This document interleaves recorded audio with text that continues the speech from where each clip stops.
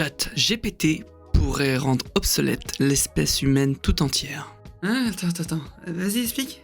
Je me suis dit qu'il fallait qu'on fasse une petite vidéo pour pouvoir présenter la nouvelle intelligence artificielle qui fait beaucoup parler d'elle, cofondée en partie par Elon Musk, et aussi d'un test qu'on a pu mener en grandeur nature et qui a pu toucher des milliers de personnes.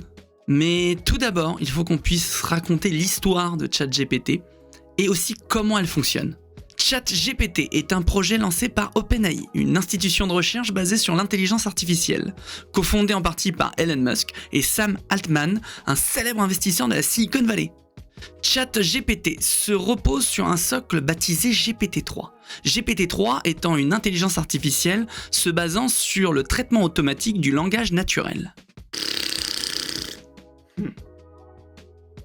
Doté de plus de 175 milliards de paramètres, ce système a appris pendant des mois et des mois en étant alimenté avec toutes les datas disponibles sur Internet jusqu'en 2021.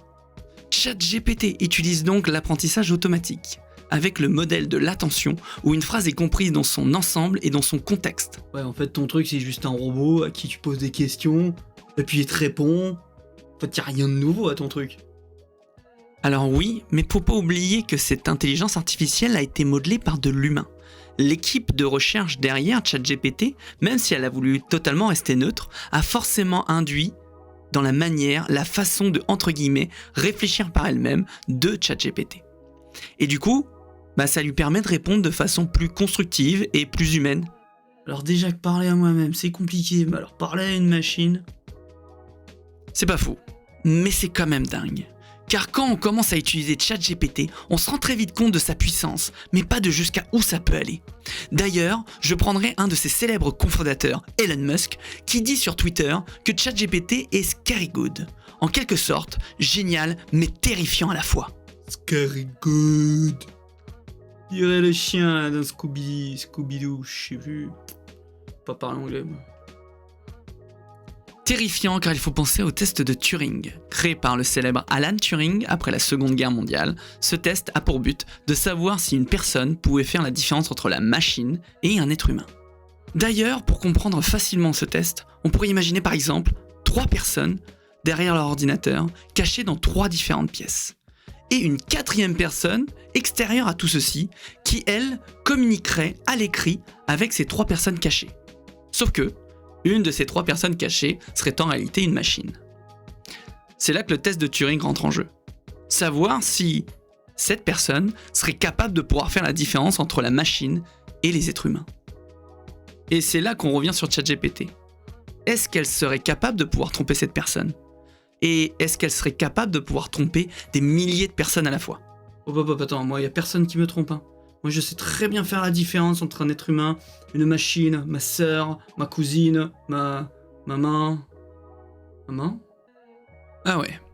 Dis-toi qu'en rédigeant un article LinkedIn sur un événement de ma propre vie qui m'est réellement arrivé et qui m'a marqué, je me suis dit, et pourquoi pas ? Car habituellement, je prends plusieurs heures pour pouvoir écrire un post relatant un événement de ma propre vie qui a fait sens pour moi et qui m'a vraiment appris quelque chose.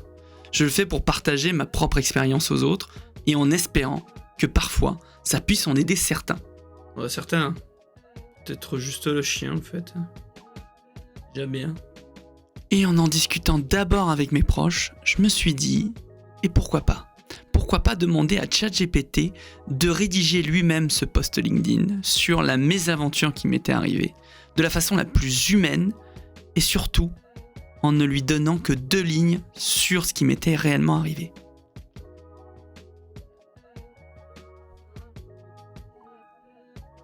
Et par magie, en moins d'1 minute, ce que moi j'aurais pu faire en plusieurs heures, il m'a sorti un post tellement humain que je me suis demandé si c'était pas réellement une personne derrière mon écran.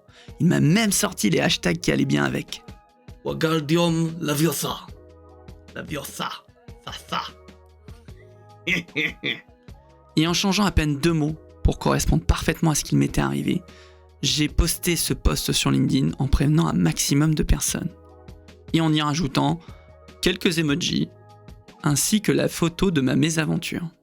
Et là, je suis resté bluffé, car ce post qui parlait de ma véritable histoire a réussi à se faire passer pour moi, en faisant des dizaines de milliers de vues, des centaines de likes et beaucoup de commentaires. Et moi j'utilise une centaine de feuilles quand je vais aux toilettes. Tu crois que je peux me la péter aussi? Bon bah si tu veux quand même aller voir ce post, sache que le lien se trouve en description de cette vidéo. Et au fait, j'ai eu mon tout premier hater en commentaire de ce post. Enfin, ChatGPT a eu son tout premier hater. Ce qui est assez drôle, c'est qu'on se rend rapidement compte du niveau de ces gens qui s'en prennent gratuitement, dans notre cas à une intelligence artificielle qui en a encore moins rien à faire de la façon de penser très limitée de ces personnes. Ouais, c'est peut-être qu'ils ont divorcé avec leur cerveau et qu'ils ont oublié la garde des neurones. Bon, peut-être. Donc c'est bluffant. Et ça fait aussi peur. Car il faut bien comprendre que cette intelligence artificielle n'en est qu'à ses débuts.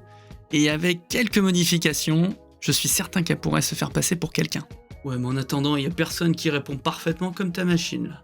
Et bah justement, ChatGPT peut se tromper. Du coup, est-ce que c'est pas le propre à l'être humain de se tromper? Pour continuer, certains d'entre vous savent que j'aime beaucoup la musique. C'est la grosse bite. J'ai essayé de lui demander de m'écrire une chanson originale avec comme thème l'amour et l'amitié. Et je suis resté sans voix. Et c'était pas du plagiat. Il faut savoir que ChatGPT peut également écrire un code simple pour un site internet, mais aussi pour une application. J'ai même personnellement demandé à ChatGPT de me donner une recette avec les ingrédients qui me restaient au frigo. Ouais, comme si on savait faire cuire des pâtes déjà. Bon, bah si tu veux quand même utiliser ChatGPT, sache que le lien se trouve également sur la description de cette vidéo. Et pour aller plus loin, on sait déjà que Google pourrait devenir obsolète face à un concurrent comme ChatGPT. Parce que la recherche que je faisais hier sur Google, qui consistait à trouver le bon article par rapport à mon besoin, pourrait être répondue automatiquement avec une intelligence artificielle comme ChatGPT. Et c'est pas pour rien que le CEO de Google, Sundar Pichai, veut mobiliser toutes ses troupes pour pouvoir contrecarrer l'ascension extraordinaire de ChatGPT. Google, quoi. C'est Google. Google. Je savais parler anglais ou quoi. Ils vont nous supprimer la vidéo.